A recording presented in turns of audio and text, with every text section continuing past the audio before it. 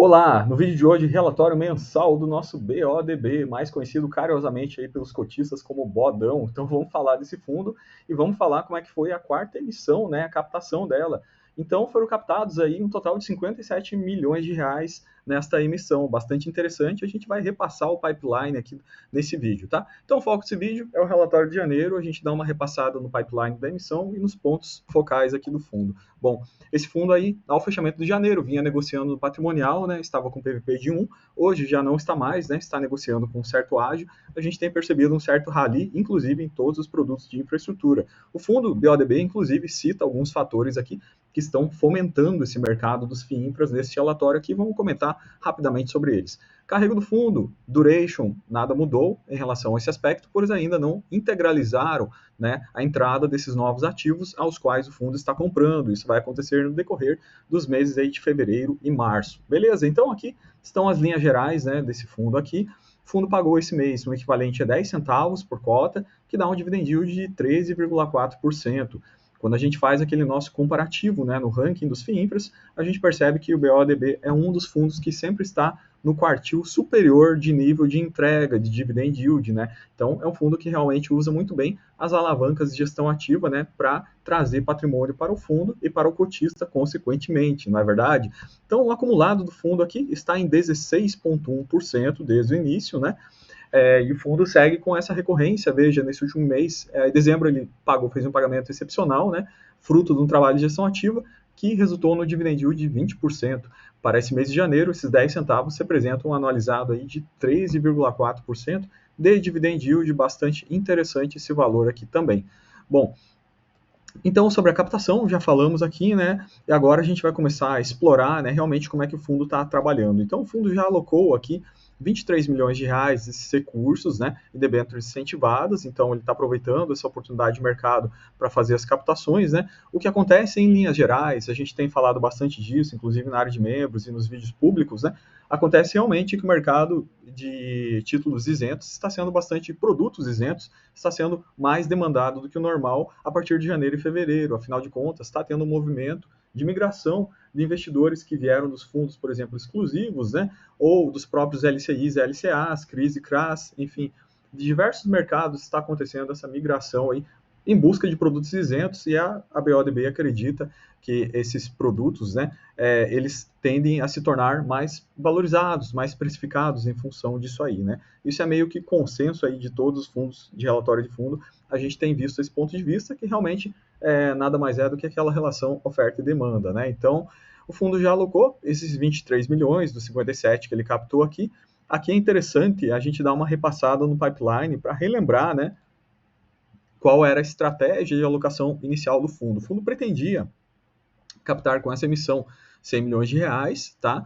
Ele conseguiu captar 57, captou aí quase 60 milhões, né? E aqui tem o pipeline. Então, dentro desse pipeline tinha o ativo A até o ativo número F, sendo uma transmissão, saneamento, 3 saneamentos aqui, né? Telecom e iluminação pública. Então, se a gente seguir essa linha lógica, né? Se de fato o pipeline for seguido em risca, né, a gente vai ter realmente a incorporação, possivelmente, desses 3 primeiros ativos, o ativo A, o ativo B e o ativo C, dentro do portfólio do fundo, né? Isso aí fecharia quase aí os 60 milhões, né, os 57 milhões que foram captados aqui.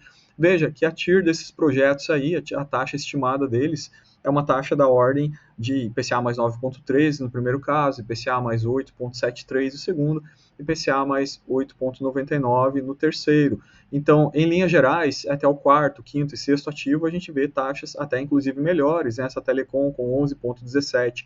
Então, o fundo certamente vai decidir, dentro do portfólio do fundo, quais ativos fazem mais sentido nesse momento, para ele estar alocando e buscando a melhor relação risco-retorno, né? Logicamente, para o fundo e para os cotistas também, dentro dos 57 milhões que ele já captou. 23 já gastou, então ainda falta aí basicamente metade desse valor para ser gasto seguindo esse pipeline aqui. Na minha opinião, pessoal, que esses ativos estão bem em linha realmente com a sistemática de trabalho do fundo e com o nível de carrego que o fundo tem.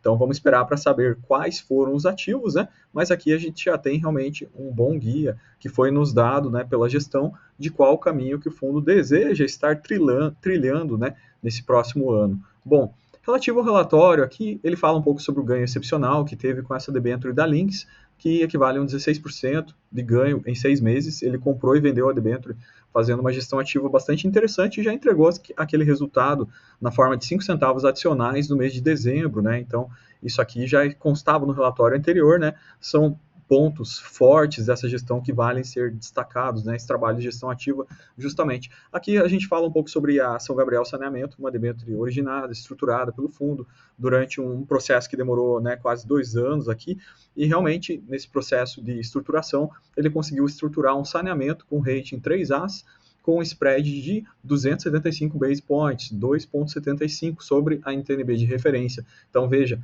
que coisa interessante esse trabalho de originação e estruturação. É uma das alavancas de valor desse fundo aqui, especificamente, e o fundo tem mostrado com bastante maestria como que ele tem praticado isso, né, e trazido resultado efetivamente para o caixa do fundo e para os cotistas, consequentemente. Aqui ele fala também um comparativo, né, em relação a demais debêntures de saneamento do mercado aqui, né, como é que seria esses spreads. Vocês vejam que realmente essa São Gabriel aqui foi um ponto fora da curva, né? Realmente foi um ativo de extrema qualidade com um nível de preço muito maior do que praticado nos pares de mercado, nas debêntures que se encontra lá no mercado secundário, né, para negociação. Então, em dito isso, né, a gente já viu aqui basicamente os pontos principais com relação ao relatório. Agora, vamos dar uma analisada aqui na rentabilidade desse fundo aqui. Então, tendo em vistas que em termos de carteira ainda nada mudou, o fundo segue com os mesmos 12 ativos que ele já tinha, as mesmas 12 debêntures, que somadas têm o nível de carrego da ordem de 8,4, em taxa de aquisição 8,42, em taxa atual 8,4, né? Você veja que está bastante em linha a taxa de aquisição com a taxa negociada a mercado hoje também. Bom, em relação a pagamentos, né? Agora que a gente vem aqui na tabelinha de pagamentos, a gente vai perceber aquele pagamento excepcional que o fundo fez de 15 centavos no mês de dezembro, que foi fruto da gestão ativa com a Lynx, né? E agora o pagamento de 10 centavos nesse presente mês. Então, isso aí realmente o fundo está sendo bem consistente, né, nessa periodicidade de pagamentos dele.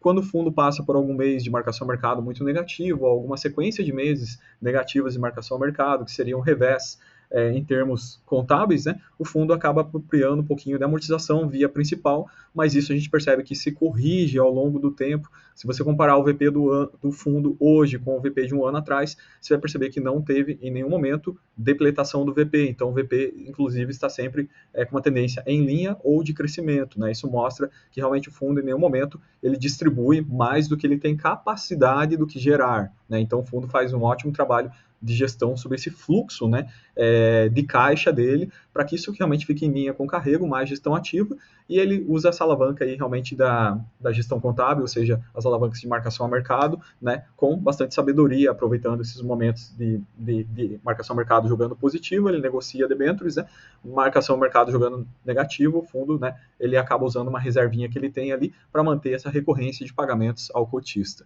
Então, bastante interessante, né, essa sistemática da forma que o fundo trabalha, dá bastante consistência, dá bastante segurança para o cotista, né?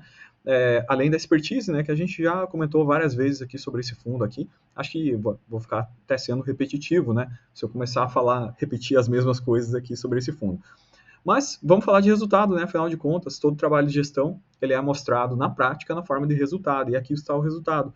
São 28,8%, tanto na cota patrimonial quanto na cota mercado, de rentabilidade total, binômio, subida de cota, né, valorização de cota, mais dividendos desde o início. Se comparar com a NTNB 2030, que é a referência equivalente desse fundo, a gente está falando aí, né, da ordem de 6% acima, 6,4% acima da NTNB de referência desde o início desse fundo, que é um fundo que começou lá em idos de dezembro de 2021. Não somente isso, né, o ano 2023 foi um ano bastante bom, onde quem tinha essa cota mercado aqui conseguiu uma rentabilidade total da ordem de 20%, né, bem acima realmente da NTNB de referência, que foi de 15,8%. Então isso mostra um pouquinho sobre a consistência, sobre a rentabilidade desse fundo aqui. Portfólio, né, sem mudanças em relação aos anteriores, o fundo está em renováveis, está em rodovias, transmissão e saneamento como pontos prioritários aqui, demais ele tem algumas posições menores de forma diversificada, né, mas basicamente a carteira do fundo em linhas gerais, ela é esta carteira aqui. Então vamos aguardar, voltando nesse slide aqui, né, Vamos aguardar notícias no relatório de fevereiro, no relatório de março, para a gente ver como é que vai ficar, né, realmente a estrutura do fundo, a carteira dele, o nível de carrego, né, após a apropriação desses novos ativos que o fundo estará comprando nesse pipeline aqui. Então, fiquei bastante feliz com esse resultado da captação da emissão. A gente vê que é um fundo que tem extremo potencial, né? É um fundo que ainda tinha um porte, por assim dizer, médio, né? Entre os pares de mercado dele, e agora esse fundo ele vem ganhando mais estrutura, né? Então a gente vê o produto, inclusive, sendo bem mais valorizado no mercado secundário. Cota mercado hoje já estava beirando aí os 9,70 quase, né? Então, se esse movimento persistir nos FIINFRAs, como a gente tem visto todos os FIINFRAs, né? Com um nível de valorização bastante relevante nos últimos dias, especialmente no mês de janeiro, aqui no mês de fevereiro. Então, se esse movimento persiste, a cota do secundário continua andando, certamente isso pode abrir algumas janelas aí para possíveis novas emissões em todos esses produtos aqui. Os produtos precisam crescer, esse mercado necessita crescer, porque infraestrutura é um mercado que demanda realmente subsídio. O subsídio vem, boa parte, por esses fundos aqui, a gente já viu em outros vídeos, né? Então é isso aí, galera, vídeo de hoje, né, sobre essa quarta emissão aqui, a captação dos 57 milhões. Até o próximo vídeo, grande abraço a todos vocês.